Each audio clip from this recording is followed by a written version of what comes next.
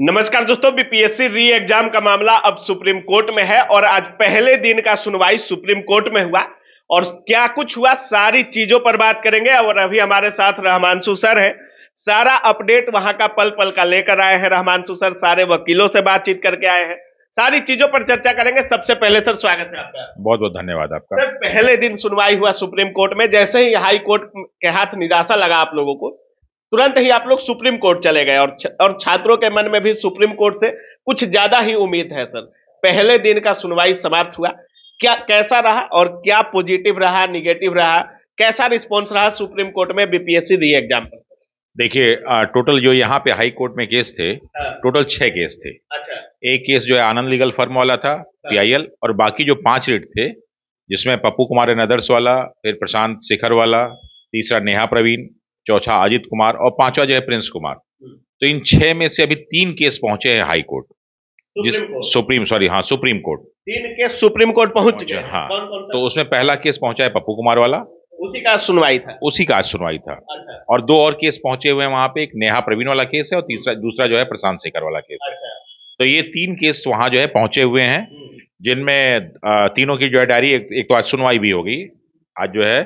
तो इसमें सबसे पहले पप्पू कुमार वाला केस पहुंचा था, क्योंकि क्या था कि उसमें बहुत सारे डिफेक्ट्स थे, क्योंकि केस यहाँ पे हुआ था।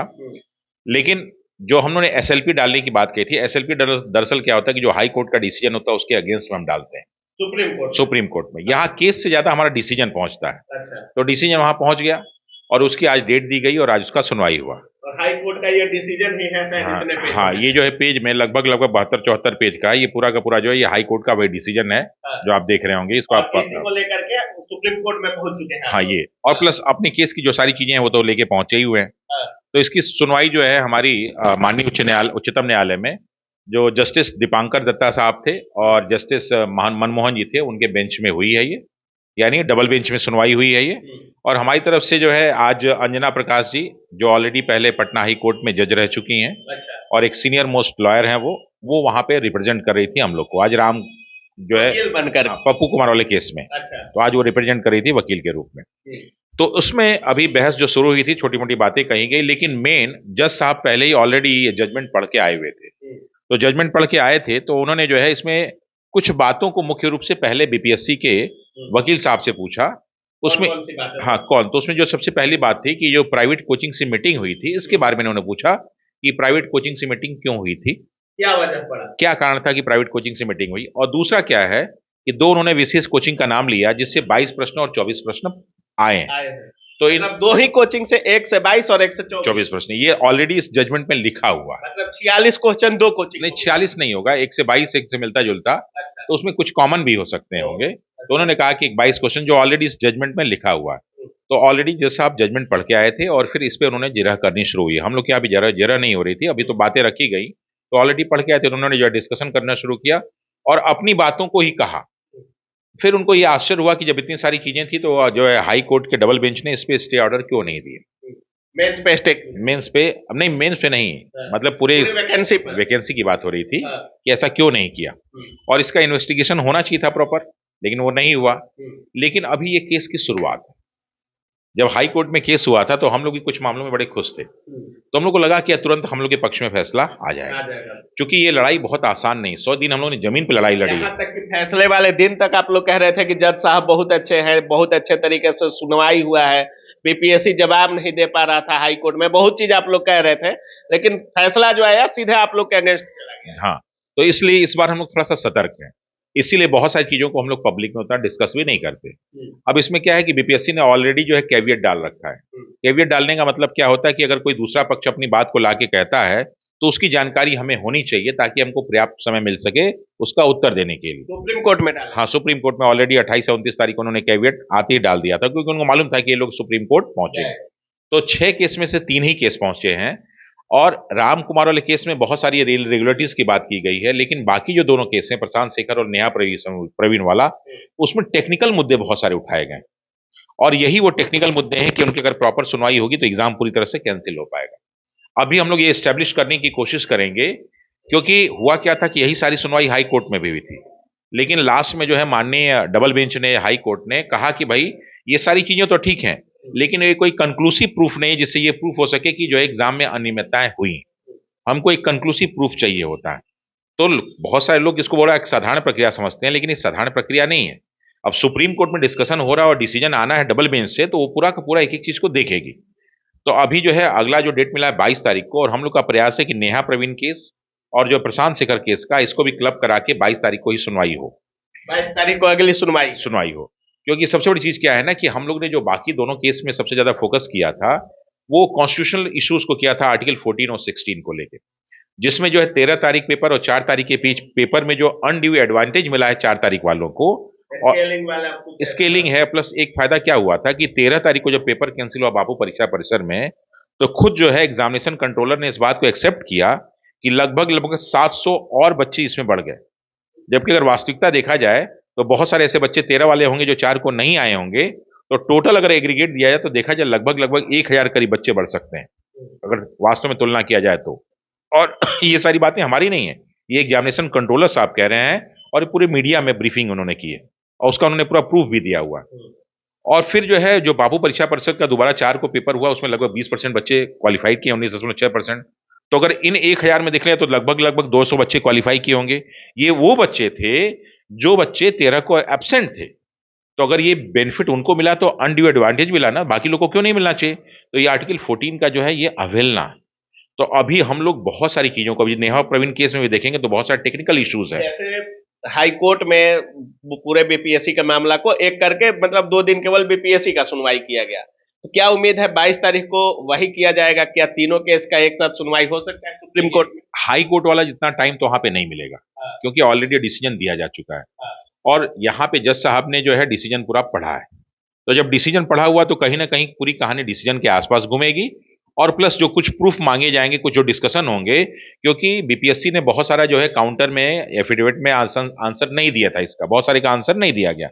तो जो ये वाला प्रश्न उठा था कोचिंग वाला, तो उसपे जो है माननीय जज साहब ने पूछा, तो हमारी तरफ की जो वकील थी जो है अंजना प्रकाश जी, उन्होंने कहा कि इसका आंसर इन्होंने कुछ नहीं दिया, तो उसके लिए वो टाइम मांग रहे थे, तो वो 25 के बाद का टाइम मांग रहे थे। तो फिर उनको इन्फॉर्मेशन दिया गया कि नहीं साहब 25 तारीख से तो मेंस ही चल रहा है, इसलिए इसकी डेट पहले ही रखी जाए, और 22 जो है अप्रैल को नई डेट रखी। संचालक तो चिल्ला चिल्ला के कह रहे हैं कि बीपीएससी के द्वारा हमें नोटिस भेजा गया, जैसे आमंत्रण पत्र भेजा गया था, तब हम बुलाने पर गए थे।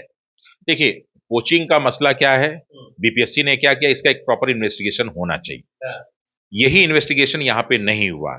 जैसे हाई कोर्ट ने अपने डिसीजन में ये बोला है कि स्ट्रक्चरल चेंज होना चाहिए, आगे परीक्षा बढ़िया से उसकी व्यवस्था होनी चाहिए, कोचिंग इंस्टीट्यूट की जो है भूमिका के संदेह घेरे में उनको भी देखा जाना चाहिए, वो तो कह रहे हैं, लेकिन एक उसके लिए इन्वेस्टिगेशन होना चाहिए, उसकी कहीं बात जिक्र नहीं की गई। सिर्फ ये कह दिया कि अपना एक हाई लेवल कमेटी बनाएंगे। अब समस्या की हाई लेवल कमेटी यही बनाएंगे तो उसकी कोई गारंटी है नहीं कि उसमें क्या दें, तो इसका एक प्रॉपर इन्वेस्टिगेशन होना चाहिए था, उसके बाद मेंस का डेट आना चाहिए था, जो नहीं हुआ है। तो ये सारे के सारे मेंस परीक्षा भी नजदीक आ गया, और 25 को मेंस भी है, इसलिए अभी हम लोग के बाकी जो है दोनों केस, उसको भी हम लोग पूरा कोशिश कर रहे हैं कि उसको बेहतर ढंग से करके, और 22 की जब सुनवाई हो तो उसमें हमारा पूरा प्रयास रहे कि कम से कम इस प्रक्रिया पे, जो बीपीएससी के मेंस की प्रक्रिया, उस पर स्टे लग सके, और एक प्रॉपर जो है इन्वेस्टिगेशन हो, जांच हो, उसके बाद आप परीक्षा कराइए, कोई दिक्कत नहीं। अगर आपको लगे कि हम लोग गलत है तो मेंस करा लीजिएगा, और लगे कि नहीं समस्या है तो फिर से पीटी कराइए। हम लोग तो शुरू से यही कह रहे हैं ना कि साहब हम आपके पे कोई प्रश्न चिन्ह नहीं उठा रहे हैं, हम जो आरोप लगाए हैं उस आरोप को आप साबित कर दीजिए कि सारे आरोप गलत हैं, हम जो चीजें करें आप दिखा दीजिए कि वो गलत है, तो उसका तो आप जो कहेंगे मांग लेंगे। लेकिन हम लोग को मालूम है कि वहां तो गलती हुई है। इवन की जो डीएम का रिपोर्ट आया राम इकबाल सिंह के मरने पे, वो भी गलत रिपोर्ट है। इसका तो बहुत सारे प्रश्न गलत हैं, वो भी, उसका भी रिपोर्ट नहीं आया। और जिस प्रकार इसमें जजमेंट में लिख दिया गया कि अगर किसी क्वेश्चन में बेनिफिट ऑफ डाउट जाएगा तो बेनिफिट ऑफ डाउट जो है उस एक्सपर्टीज और जो है बीपीएससी को जाएगा, ये अपने आप में एक डिसीजन जो है बहुत ही क्वेश्चन मार्क होना चाहिए कि नहीं साहब, बच्चे अगर कोई मान लीजिए प्रश्न गलत है, मान लीजिए डाउट हो गया कि भारत की राजधानी दिल्ली है कि नई दिल्ली है, और ऑप्शन में नई दिल्ली भी दिया है, दिल्ली भी दिया है, तो सही आंसर तो नई दिल्ली होगा, लेकिन आप कहें कि नहीं साहब दिल्ली भी होगा, तो ये तो बेनिफिट ऑफ डाउट। अब बेनिफिट ऑफ डाउट जो है बीपीएससी को दे दें, ये गलत है। ये बेनिफिट ऑफ डाउट या तो किसी को नहीं मिलना चाहिए, वरना इसमें यही हुआ है कि बेनिफिट ऑफ डाउट सब बच्चों को मिले, और मिले तो छात्रों को मिले, छात्रों के पक्ष में जाना चाहिए। तो इस तरह के भी बहुत सारे टेक्निकल इश्यूज हैं जिसपे वहां डिस्कशन होगा, वहां कोई रातों रात डिसीजन नहीं होगा। लेकिन हम लोग का पहला प्रयास यही है कि हम लोग बाकी दोनों केसेस को भी 22 अप्रैल को क्लब करा के एक प्रॉपर सुनवाई होगी, कम से कम इस प्रक्रिया पे स्टे लगवा दें, ताकि आगे के केस को हम आसानी से लड़ सकें। जो हमसे गलती जो है हाई कोर्ट में हुई है, वो गलती हमसे कहीं भी जो है सुप्रीम कोर्ट में नहीं होनी चाहिए। सर एक चीज और है, जितने छात्रों का पीटी में रिजल्ट हुआ है वो लोग ये चाहते हैं कि रहमांशु सर हमको क्लियर बता दे कि क्या होगा, हम तैयारी करें नहीं करें। बहुत लोग अधर में है सर। मेंस का चूंकि 10-12 दिन में एग्जाम होना है मेंस का, अब उनको लगता है कि मेंस होगा ही नहीं, उससे पहले सुप्रीम कोर्ट कुछ फैसला हो सकता है कि 25 को मेंस है तो 22 को कुछ फैसला न दे दे। देखिए, जो भी लोग मेंस वाले हैं उन लोग का हम लोग से कोई विरोध नहीं है, हाँ। क्योंकि हमने मेंस के बाद की भी प्रक्रिया को देखा कि किस तरह उस समय बच्चों के साथ अन्याय होता है। तो हो सकता है कि बहुत सारे बच्चे जो है पश्चिम बंगाल में तो पूरी ज्वाइनिंग करने के बाद पूरी ज्वाइनिंग, देखिए तो वही करें, पूरी ज्वाइनिंग के बाद पूरा एग्जाम कैंसिल हो जाना या मेंस के बाद एग्जाम कैंसिल हो, तो नुकसान तो बच्चों का ही होता है उसमें, और जो एग्जाम दे रहे हैं उनका नुकसान होगा। जो अच्छे बच्चे हैं जिन्होंने पीटी क्वालिफाई किया है मेहनत के बल पे, वो तो दोबारा कल 2 महीने बाद होगा तब भी क्वालिफाई कर देंगे। और जो मेंस की तैयारी कर रहे हैं उनका मेंस की तैयारी तो बर्बाद जाएगा नहीं भाई, पढ़ाई है ना, ऐसा थोड़ा ही खत्म हो जाएगा। कोई ये अमरूद तो आम तो है नहीं कि लेके आया तो 2 महीने बाद सड़ जाएगा, ये तो ज्ञान है, ये तो और बढ़ेगा। तो अगर करीब से देखे आप बीपीएससी को सर, हाई कोर्ट में भी देखे, आंदोलन अनशन, पुलिस प्रशासन, जेल तेल हर कुछ देख लिए आप, सारा चीज, एक भी चीज हमको नहीं लगता है कि रहमांशु सर से इस बीपीएससी में बचा हुआ है।